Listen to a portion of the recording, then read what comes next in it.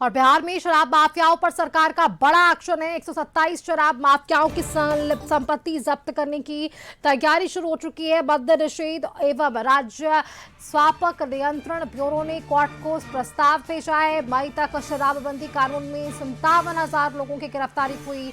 गिरफ्तार लोगों में करीब 19,877 कारोबारी शामिल हैं।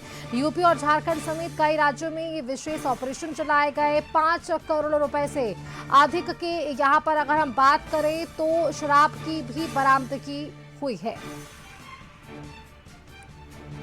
अधिक जानकारी के साथ ब्यूरो हेड संजय हमारे साथ फोन लाइन पर जुड़ गए। संजय, देखिए जिस तरह से ये बड़ी कार्रवाई लगातार जारी है, जो ऑपरेशन चलाया जा रहा है, कहीं ना कहीं एक तरफ कामयाबी जरूर मिल रही है, जिससे शराब माफियाओं के नेटवर्क को तोड़ने के लिए ये तमाम कवायद सफल रंग ला रही है।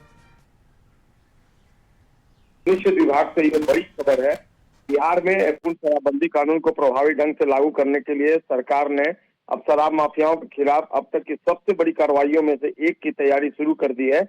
मद्य निषेध एवं राज्य स्वापक नियंत्रण ब्यूरो ने राज्य भर के तकरीबन 127 बड़े शराब तस्करों और माफियाओं की संपत्ति जब्त करने की प्रक्रिया शुरू कर दी है। इन मामलों में आवश्यक कानूनी कार्रवाई के तहत संबंधित अदालतों को प्रस्ताव भेजे गए हैं।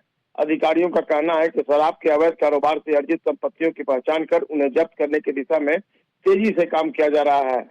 ब्यूरो के अपर पुलिस महानिदेशक यानी एडीजी लेवल के जो अधिकारी हैं, उनके अनुसार अब केवल शराब तस्करों की गिरफ्तारियां तक कार्रवाई सीमित नहीं रहना चाहती है सरकार, बल्कि उनके आर्थिक स्रोतों पर भी सीधा प्रहार करने की रणनीति पर काम की जा रही है। माना जा रहा है कि संपत्ति जब्ती कार्रवाई से शराब माफियाओं के नेटवर्क को बड़ा झटका लगेगा और अवैध कारोबार करने वालों में भय का माहौल बनेगा। विभाग की तरफ से जारी आंकड़ों को अगर देखें तो साल 2026 में मई महीने तक शराबबंदी कानून के तहत करीब 57,000 लोगों को गिरफ्तार किया गया है। इनमें से लगभग 19,877 शराब कारोबारी, तस्कर और अवैध कारोबार से जुड़े लोग शामिल हैं। इसके अलावा 37,000 से अधिक लोगों को शराब के सेवन के आरोप में गिरफ्तार किया गया है। राज्य के विभिन्न जिलों में लगातार विशेष अभियान चलाकर शराब तस्करी और अवैध भंडारण के खिलाफ कार्रवाई की जा रही है। अधिकारियों की माने तो बिहार में शराब की तस्करी रोकने के लिए पड़ोसी राज्यों के साथ भी कोऑर्डिनेशन जो है वो स्टैब्लिश किया जा रहा है। खासकर यूपी, झारखंड, पश्चिम बंगाल और अन्य सीमावर्ती क्षेत्रों में संयुक्त कार्रवाई कर तस्करी के नेटवर्क को तोड़ने का प्रयास किया जा रहा है।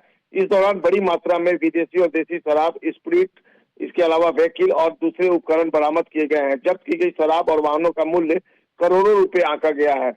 मद्य निषेध विभाग जो है उसका साफ तौर पर कहना है कि शराबबंदी जो कानून है उसको लेकर सरकार की नीति पूरी तरह स्पष्ट है कि इसमें किसी प्रकार की ढिलाई नहीं बरती जाएगी। आने वाले दिनों में बड़े शराब माफियाओं के खिलाफ संपत्ति जब्ती, आर्थिक जांच और कानूनी कार्रवाई को और तेज किया जाएगा।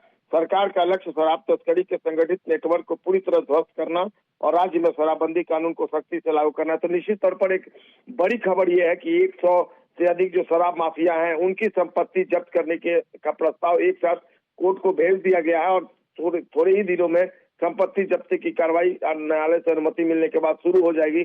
तो ये सबसे बड़ा प्रहार है सुष्मिता शराब माफियाओं के खिलाफ बिहार सरकार का। जी सुष्मिता। जो आपने ठीक कहा कि एक तरफ आपको भी याद होगा कि सरकार के मंत्री और विधायकों की तरफ से ही इस शराबबंदी को लेकर तमाम सवाल खड़े किए जा रहे हैं, और वहीं दूसरी तरफ भी इन तमाम शराब कारोबारियों से जुड़े हुए, अवैध धंधों से जुड़े हुए इन कारोबार के कमर तोड़ने की कोशिश प्रशासन की तरफ से हो रही है। आगे किस तरह से इसकी रूपरेखा होगी, क्योंकि आपको भी याद होगा कि जब सरकार ने नया शपथ ग्रहण लिया, जब यानी कि सम्राट सरकार आई, तो बड़ी जोर से चर्चा हुई कि क्या बिहार में शराब जो है बंदी वो लगातार जारी रहेगी। क्या इससे हम ये मान सकते हैं कि ये एक नसीहत है, संदेश है, कहीं ना कहीं मैसेज देने की कोशिश की गई है राज्य सरकार से कि शराबबंदी पहले भी थी, अब भी है और आगे भी जारी रहेगी? जी बिल्कुल। देखिए सुष्मिता, सम्राट सरकार जब सत्ता में आई उसके पहले एक तरीके से कहा जाए तो माहौल बनाने की कोशिश की गई, लेकिन सीएम ने साफ तौर पर यह स्पष्ट कर दिया कि जिस तरीके से नीतीश कुमार ने अपने ड्रीम प्रोजेक्ट को इफेक्टिव किया है बिहार में और कानून लगातार चलता रहा है, उसी कानून को आगे भी बढ़ाया जाएगा। यानी जो शराबबंदी कानून है उसमें किसी तरह की ढिलाई नहीं बरती जाएगी। और अब तो देखिए ना कि सबसे बड़ा एक्शन, अब तक का सबसे बड़ा एक्शन ये माना जा रहा है कि 100 से अधिक शराब माफियाओं, कारोबारियों की संपत्ति जब्त करने के लिए कार्रवाई शुरू कर दी गई। पहले इक्के दुक्के मामले जरूर आए थे, लेकिन अब एक साथ आप कह सकते हैं कि इतनी बड़ी संख्या में 100 से अधिक अगर शराब माफियाओं और कारोबारियों के खिलाफ संपत्ति जब्ती की कार्रवाई का सरकार ने फैसला लिया है, तो ये कितना बड़ा एक्शन है इसका अंदाजा लगाया जा सकता है। तो निश्चित तौर पर शराबबंदी कानून जारी है, जारी रहेगा और इफेक्टिव बन रहेगा। इसमें कहीं से कोई शक नहीं है, कोई गुंजाइश नहीं है शक की। और लगातार शराबबंदी कानून को सरकार प्रभावी बनाने में जुटी हुई है। और उसका जो विंग है, खासकर मद्य निषेध विभाग और स्वापक नियंत्रण ब्यूरो, उसने इस तरह की तैयारी भी शुरू कर दी। तो आने वाले दिनों में एक्शन जो है वो अब धरातल पर दिखेगा सुष्मिता जी। शुक्रिया आपका हमारे साथ जुड़ने के लिए, तमाम जानकारियां हमारे दर्शकों से साझा करने के लिए।